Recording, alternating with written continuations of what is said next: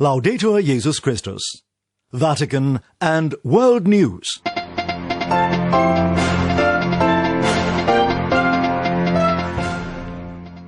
In the headlines this Wednesday, the 19th of May, Vatican Secretary of State Cardinal Pietro Parolin says the Pope and Holy See are very concerned about the escalation of violence in the Holy Land. Dozens of people are missing after a boat carrying migrants capsizes off the coast of Tunisia, and Pope Francis continues his catechesis on Christian prayer during his general audience, focusing this week on difficulties we face in prayer and how we can overcome them. In the Vatican, I'm Lydia O'Kane. The Pope and the Holy See are very concerned about what is happening in the Holy Land, where the escalation of violence between Israel and Hamas is continuing, despite international calls to end more than a week of fighting. Vatican Secretary of State Cardinal Pietro Parolin expressed his worries on Tuesday on the sidelines of an event to present a book dedicated to the former director of the Vatican's Osservatore Romano newspaper, Mario Agnese, at the Italian Embassy to the Holy See in Rome. Robin Gomes has more. This conflict is bringing ruin as well as death, Cardinal Pietro Parolin lamented, recalling Pope Francis, who during his Angelus on Sunday drew the attention of the world to children being killed in the conflict. Our concern is that of the Holy Father and the commitment to do everything possible to stop the conflict, the Cardinal said. Israel continued its offensive in Gaza with airstrikes on Wednesday, while Palestinian militants kept up cross-border rocket attacks with no possible sign of a ceasefire in view. The conflict has caused widespread destruction in the densely populated Palestinian enclave and threatened cities deep inside Israel. Gaza medical officials say 219 people have been killed, including 63 children, since fighting flared on May the 10th. Israeli authorities put the death toll in Israel at 12, including 2 children. Regional and US-led diplomatic efforts to secure a ceasefire have intensified, but so far failed. Responding to journalists whether the Holy See would act as a mediator in the Israeli-Palestinian question, Cardinal Parolin said, "It seems to me that someone has said they don't want any interference." Si possa arrivare a una soluzione secondo la soluzione dei due stati di ciascuno vivere in pace. The Vatican's top diplomat said, "Certainly we must take any action that can, first of all, help lead to a ceasefire, to put an end to this long-standing conflict and to reach an agreement according to the two-state solution with each one living in peace. I truly believe there is need to unite every effort to try and end this crisis," he said. In this regard, Cardinal Parolin said he is looking forward to the meeting on Sunday between Pope Francis and the President of the European Commission, Ursula von der Leyen, whom he will also meet. He said it will be a new opportunity to discuss the crisis. "Certainly I will also talk with her about the Israeli-Palestinian question. We have to join forces to try to stop this crisis," Cardinal Parolin added. I am Robin Gomes. Another boat carrying around 90 people has capsized off the coast of Tunisia, with 50 people missing. As Francesca Marlowe reports, local fishermen helped in the rescue operation of 33 people. Another tragedy has occurred in the Mediterranean Sea. 50 migrants are missing off the coast of Tunisia after a boat of just under 90 people sank. 33 people have been saved. According to the United Nations International Organization for Migration, or IOM, the boat carrying 90 people left from Zuwara in western Libya on Sunday at a time in which numerous boats left, taking advantage of improved weather conditions. Some of those boats managed to reach Lampedusa, a little island off the coast of Sicily, whilst many others, on the other hand, were intercepted by Libyan Coast Guard patrol boats, and around 680 of their occupants were brought back to Libya, according to UNHCR and IOM.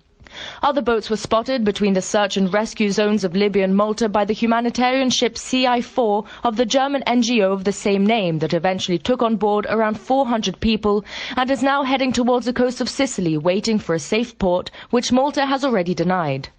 Little is known about the shipwreck other than that it happened off the coast of Sfax in Tunisia and that fishermen from the area participated in the rescue operations. Though it is unclear what happened, it is not excluded that this is the same boat that Alarm Phone, an emergency number supporting rescue operations, asked for help on Tuesday morning. They described around 88 people on a wooden boat in danger in the Maltese search and rescue zone off the coast of Tunisia. On Monday, another 113 people, also from Zuwara, were rescued off Djerba in Tunisia. This is the second shipwreck in a few days in the central Mediterranean Sea. Alarm Phone also lost contact with another boat departing from Al-Homs in eastern Libya, on which there were about 100 people. This inflatable boat that, while waiting for help that did not arrive, partially deflated, causing 47 people to end up in the water. Yesterday it was known that fishermen in the area recovered 62 people, but there is unfortunately no news about the others. I'm Francesca Merlo. The European Union on Wednesday took a step toward relaxing tourism travel for visitors from outside the bloc, with the EU ambassadors agreeing on measures to allow fully vaccinated visitors in. They also agreed on easing the criteria for nations to be considered a safe country from which all tourists can travel. Up to now, that list included only 7 nations. The EU imposed strict measures last year to contain COVID-19 outbreaks, but the bloc's 27 ambassadors now say many of those restrictions on non-essential travel should be eased. The Vatican's COVID-19 Commission hosts an event in the Italian city of Aquila today as part of celebrations surrounding Laudato Si' Week. The event sees the participation of world-renowned activists and artists and explores the links between health, development and ecology. Devon Watkins has more. As the church celebrates Laudato Si' Week, the Italian city of Aquileia is playing host to the One Health for All event on Wednesday. According to a press release from the Dicastery for the Promotion of Integral Human Development, the event seeks to deepen reflection on the connection between global health, just development, and integral ecology. The One Health for All event sees the participation of a host of international public figures and features an operatic performance by the tenor Francesco Grollo. Participants also include activists and leaders in healthcare, finance, politics, and the environment. One highlight is the celebration of the renovation and rededication of a hospital in South Sudan. The Rumbek Hospital was redone as a Laudato Si' hospital with the help of Doctors with Africa Association. According to the press release, the upgrades will allow the hospital to improve care for mothers and children and showcase that concrete local actions can be taken to address global challenges. Doctors with Africa drew inspiration for the hospital's renovation from Pope Francis's encyclical Laudato Si'. Cardinal Peter Turkson, prefect of the Dicastery for Human Development, of which the COVID-19 Commission is a part, recalled that the Pope's encyclical invites all people to enter into dialogue to protect our common home. As members of the common human family, said Cardinal Turkson, we are here to reflect on the precarious state of our common planetary home and to articulate concrete responses to heal and rebuild it. As the press release makes clear, One Health for All is inspired by Laudato Si', which calls for a new universal solidarity. The encyclical helps us to understand that health for all relies on transforming our current take, make, dispose economic model into a circular renew, remake, share approach to economic development that is designed to benefit businesses, society, the environment, and people, it reads. The press release says Laudato Si' also shows how enterprises and institutions can strongly choose to change direction, act for the common good, and respect the delicate balance between care for creation, for others, and our common home. I'm Devon Watkins. The Ignatian Year, themed To See All Things New in Christ, begins from May 2021 to July 2022. During this period, the Society of Jesus encourages Christians on the path of transformation and conversion, inspired by the example of St. Ignatius of Loyola. Father Benedict Mayaki reports. Starting from May this year until the end of July 2022, the Society of Jesus will celebrate the Ignatian Year to remember the life of St. Ignatius of Loyola, the founder of the Jesuits. The year will open on Thursday, 20th May, which commemorates the 500th anniversary of St. Ignatius' injury during the Battle of Pamplona on the 20th of May, 1521.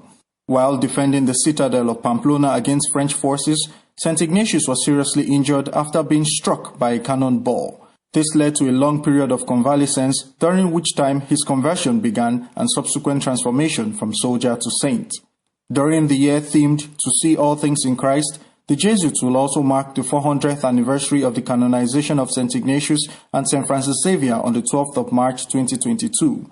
The Ignatian Year will conclude on the Feast of St. Ignatius, the 31st of July 2022. Guided by the theme of the Ignatian Year, the Society of Jesus hopes to encourage everyone to draw inspiration from the example of St. Ignatius and his inner struggle to conversion, which led him to a close familiarity with God. This familiarity, in turn, led him to find God in all things and to see all things new in Christ. Father Arturo Sosa, the Superior General of the Society of Jesus, said that the Ignatian Year is a call to allow the Lord to work on our conversion. He added that during this period, we ask for the grace to be renewed by the Lord, and we wish to discover a new apostolic enthusiasm inside ourselves, a new life, and new ways to follow the Lord. As part of the activities lined up to kick off the Ignatian year, the Jesuits are organizing an online live prayer initiative on the 23rd of May at 8 p.m. Rome time under the theme Pilgrims with Ignatius. At the same time, different provinces of the Society of Jesus around the world are also organizing several initiatives adapted to their context to celebrate the Ignatian year. The solemn opening mass for the Ignatian year takes place in Pamplona, Spain on Thursday, 20th May. I'm Father Benedict Mayaki. And finally, Pope Francis continued his catechesis on Christian prayer during the general audience on Wednesday, focusing this week on difficulties we face in prayer and how we can overcome them. Christopher Wells tells us more. Pope Francis identified 3 difficulties that we often experience in prayer: distraction, feelings of dryness or barrenness, and acedia, a certain listlessness in prayer. Distraction is a common experience, not only in prayer, but in all we do, he said. La mente umana fatica a soffermarsi a lungo su un solo pensiero. The human mind finds it difficult to dwell for long on a single thought.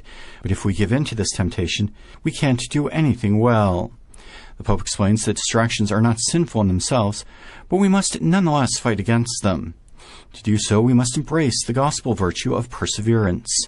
We do not know the day or hour in which Jesus will come, and so we must be watchful, striving to concentrate and be attentive to the task at hand. Aridity or dryness in prayer, when prayer seems to do no good and inspires no joy or enthusiasm, is different from distraction in that it doesn't always arise from within us. Sometimes God himself allows us to experience this spiritual dryness, and at such times we must rely on pure faith. Acedia, sometimes called sloth, is a real temptation against prayer and more generally against the Christian life, Pope Francis said. Quoting the Catechism, he describes it as a form of depression due to lax ascetical practice, decreasing vigilance, and carelessness of heart. As one of the 7 deadly sins, it is fueled by conceit and can lead to the death of the soul. In the face of the succession of enthusiasm and discouragement in prayer, Pope Francis called on Christians to persevere, to always keep walking.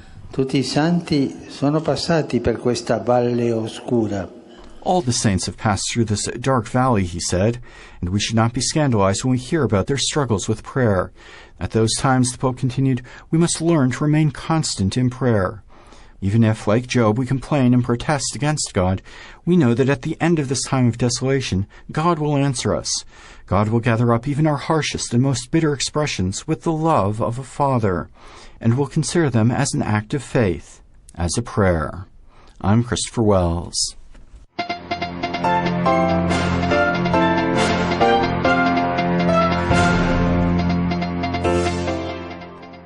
Well, that brings us to the end of this edition of Vatican and World News.